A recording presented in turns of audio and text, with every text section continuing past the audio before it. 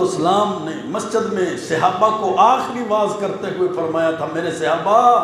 ان اللہ خیر عبدا بین الدنیا و بین ما عنده، اللہ نے بندے کو ایک بندے کو اختیار دیا ہے، چاہے تو وہ دنیا میں رہے چاہے اللہ کے پاس چلا جائے، فاختار ذلک العبد ما عند اللہ، جس بندے کو اللہ نے اختیار دیا تھا نا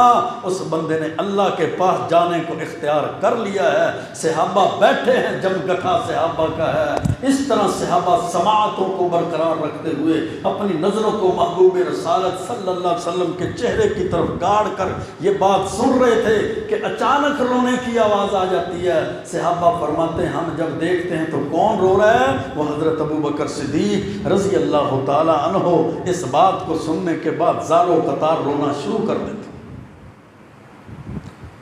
جب وجہ پوچھی گئی کہ اللہ کے رسول اللہ السلام نے تو کسی بندے کی بات کی ہے نا کہ چاہے وہ دنیا میں رہے چاہے اللہ کے پاس چلا جائے، اس بندے نے اللہ کے پاس جانے کو اختیار کر لیا، ابو بکر آپ کیوں روتے ہیں؟ فرمایا یہ اختیار اللہ نے اور کسی بندے کو نہیں دیا، یہ محبوب پیغمبر کو دیا ہے، امام کائنات کو دیا ہے، سردار کائنات کو دیا ہے، فرشتوں کے تاجدار اور نبیوں کے امام پیغمبر کی یہ شان مقام مرتبہ آپ کا یہ منصب ہے کہ اللہ نے آپ کو اختیار دیا، چاہے دنیا میں رہیں چاہے اللہ کے پاس چلے جائیں۔ وہ اختیار اللہ کے پاس جانے کو اختیار کرنے والا کوئی اور بندہ نہیں ہے، وہ محمد کریم صلی اللہ علیہ وسلم ہیں جنہوں نے اللہ کے پاس جانے کو اختیار کر لیا ہے۔ میں اس لیے رو رہا ہوں کہ آپ اللہ کے رسول علیہ السلام اب ہم سے جدا ہو جائیں گے، دنیا سے چلے جائیں گے،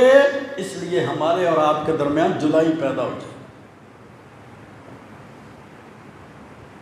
صحیح بخاری کے اندر حدیث ہے، اللہ کے رسول علیہ السلام کے دنیا سے جانے سے کچھ دن قبل آپ اماں عائشہ صدیقہ رضی اللہ تعالیٰ عنہ کو فرمایا کرتے تھے، انی وجدت بعد یوم خیبر قطعۃ السم فی حلقی فہذا اوان انقطاع البحر، ایسا میرے گلے کے اندر وہ تکلیف مجھے محسوس ہوتی ہے جو تکلیف